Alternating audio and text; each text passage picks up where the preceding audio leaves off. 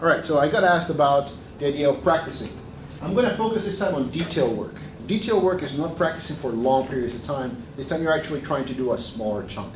Maybe 2 measures, 4 measures, at most 8 measures. Unless the piece is very easy, then you could do 16 measures. But try to do smaller chunks.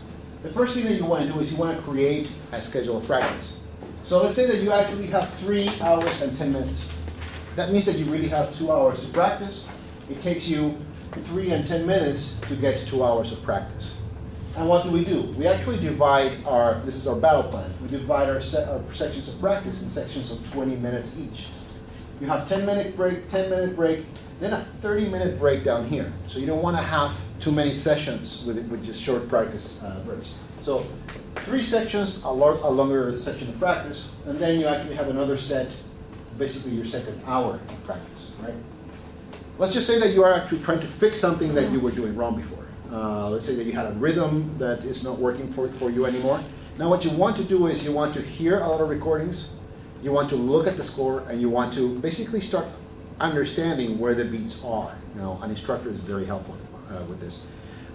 Subdivide, make sure that you know what you need to do, and do it at a very slow tempo. Because if you've learned it wrong, what you have to do now is you have to unlearn what you learned wrong, right? So now you actually have to do something very slow and devote different areas of time to that particular section. Now, how to keep yourself focused? That's what I actually call this refocusing mind games. Because let's say that you're going to do 20 repetitions, you know. The timing tool that you use for the most time is the actual metronome. But the best way to use the metronome is to make sure that it is a reference but not a way of life. A lot of people just practice with the metronome. Turn on the metronome, put it on silent as soon as you can. As soon as you notice that you can stay with the metronome, put it on silent, but keep that light on and put it to the side so you can actually see it in your peripheral vision as you're practicing, right? Just check with the metronome every once in a while as you're playing, make sure that you are on time and with it. Then you actually do detail work on your left hand. Some of the things that are going to arise out of the left hand are overlifting, right? So you can say, I'm going to do 5 reps, making sure that I'm not overlifting my fingers off the fretboard. The other one is overpressing, right? Make sure that you're not overpressing as you practice.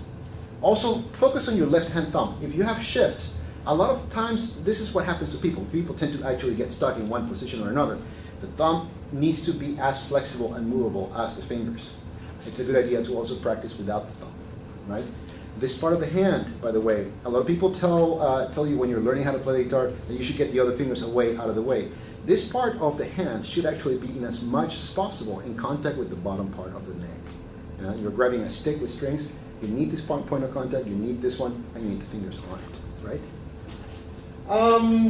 Then avoid squeaks. That's the other thing that really annoys the heck out of many people when the guitarist plays, and it's so distracting from the music. So think of lifting without having to squeak. If you're going to go this way, kind of turn around this way and land. The shape is almost of a used staple, right? Right, so you're actually lifting, coming around, and landing again. Just practice that motion, and you'll notice that quite a bit of your squeaks can be avoided. A really good one is call your fingerings. When you're practicing, make sure that you can actually do something and call your left hand fingerings, better yet sing them, right? Then let's say that you have another section and you want to still practice that same area, practice focusing on the right hand.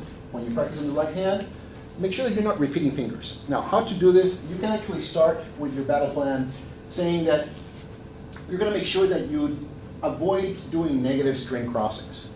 A negative string crossing happens when you actually apply your right hand and do something like ring, middle, index, coming from the G, B, and E strings in this direction, as opposed to, yeah, you're actually really trying to get your fingers to actually follow the contour and direction of your fingers in the hand, right? And you can pre-establish this when you're giving your right hand fingerings. It's very hard to, but I really recommend making sure that you can, again, call your right hand fingerings. And that way you avoid repeating fingers. So avoid repeating fingers, check. Call your fingerings, double check. That's really important. Make sure that you are, in calling fingers, you have established that you don't want to do negative string crosses. But like we said before, there are some pieces where you have to do some negative string crosses. have a color map. As you actually practice with your right hand, make sure that you know where in the area of the strings you're playing, right? Are you playing right behind the sound hole? That's what we call loco, which in Italian means normal. In Spanish, I know it means crazy. But that's where we normally play. If you want to call guitar players crazy, that's up to you, right? So make sure that you know where you are in what part of the piece. Have also a dynamic map.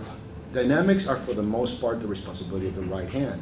So know where your dynamics are, embed that into your practice. And always play on the sweet spot. That spot that is basically underneath the nail at the point of contact with the flesh, allowing the string to slide underneath that nail. Try to always land on that sweet spot. It's a lot harder than it really actually seems to, but you really make sure that you practice always going at that area. Now, another area of practicing is just those mind games. So try to memorize the score, play with the score, do a few reps where you're looking at the music, and you're focusing on everything that the composer wrote on that score. So you're trying to make sure that everything is in your head. Another one is actually try to remember that. So you develop that photographic memory, you have the score in your head, you can actually play, and you're visualizing the score as you play. Do the same thing with your left hand. Everything you practice with your left hand, apply it, close your fingers, and actually watch your fingers with your eyes closed as they move. You know, it's a great way to practice the same thing with the right hand. The right hand is going to be quite tricky with that. I hope this helps.